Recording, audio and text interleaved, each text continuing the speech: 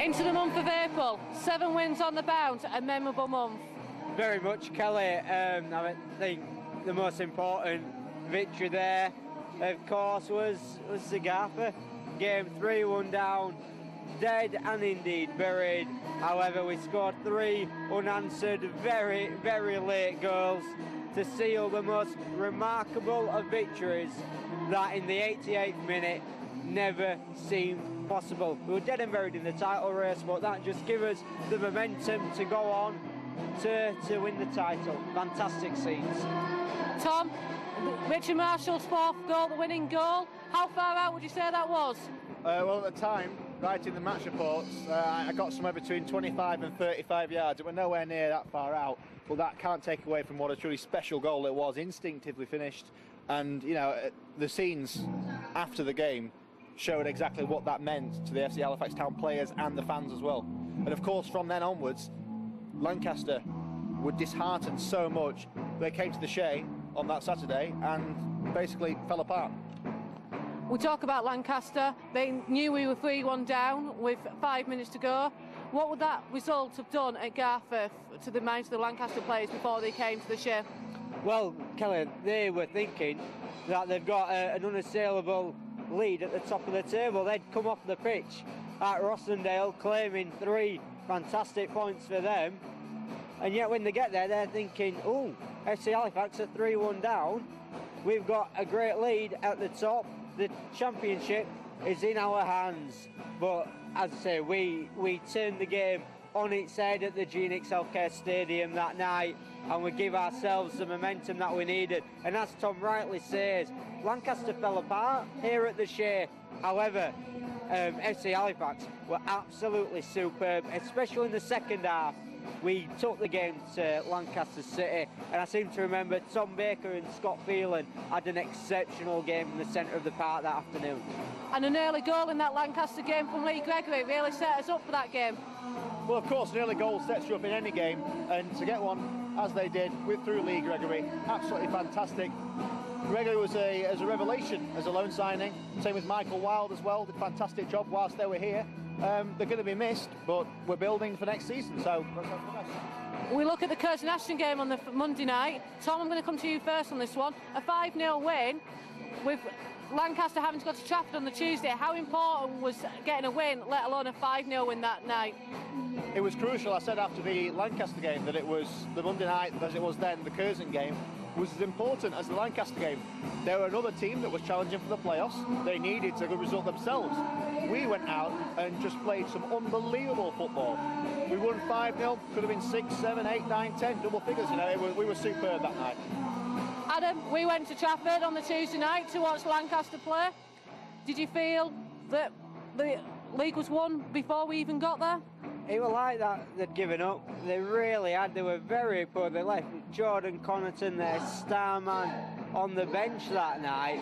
However, take nothing away from Trafford. They were exceptional. They wanted to cause an upset, and an upset they duly caused. They won that game 2-0 for a fantastic performance, and Lancaster had therefore just given the title to Halifax, and we just took advantage.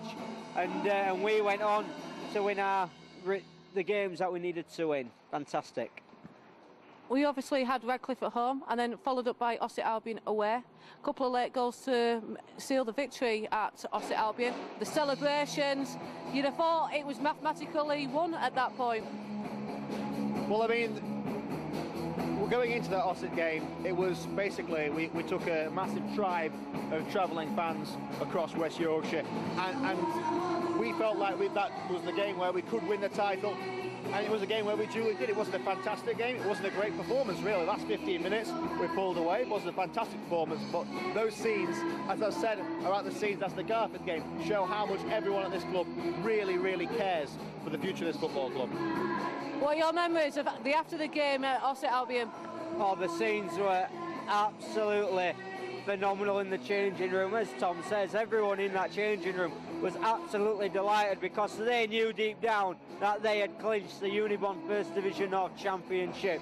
2-1 down in that game, but we showed the strength of character and team spirit to come back and win the game 4-2. and it was a total privilege for myself and obviously for Tom and Christian to be in that changing room at the end of that 90 minutes.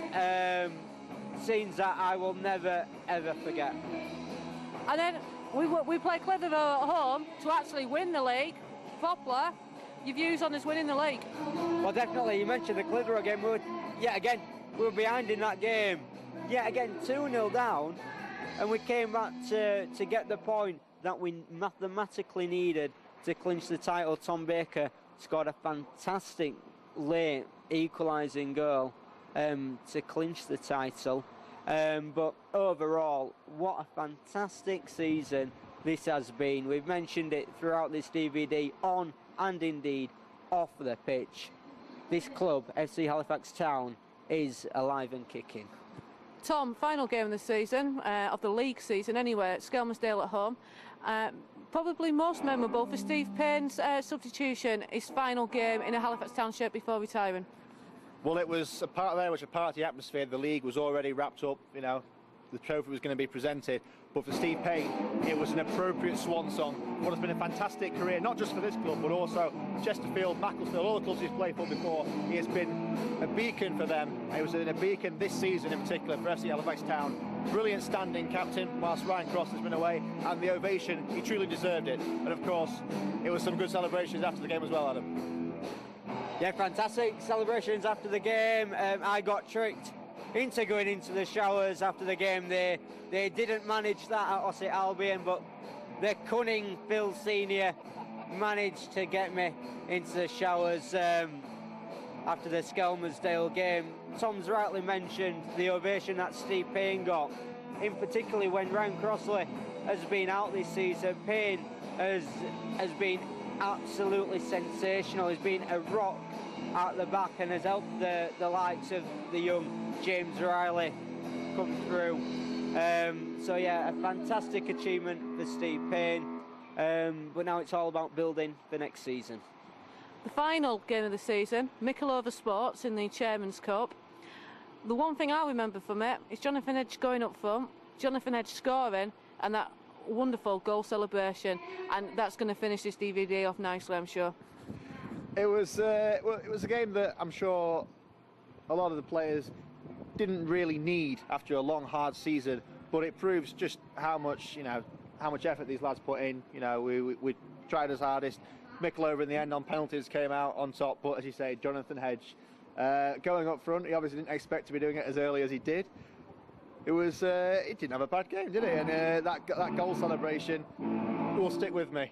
Robbie Keane, possibly more like a fat lad trying to roll over, to be honest, but I don't know what Adam thinks on it. Well, I think the main talk of that game was after it. All the lads were just gearing up for Magaluf, I think. That's all they were bothered about. They weren't bothered about Michelova Sports.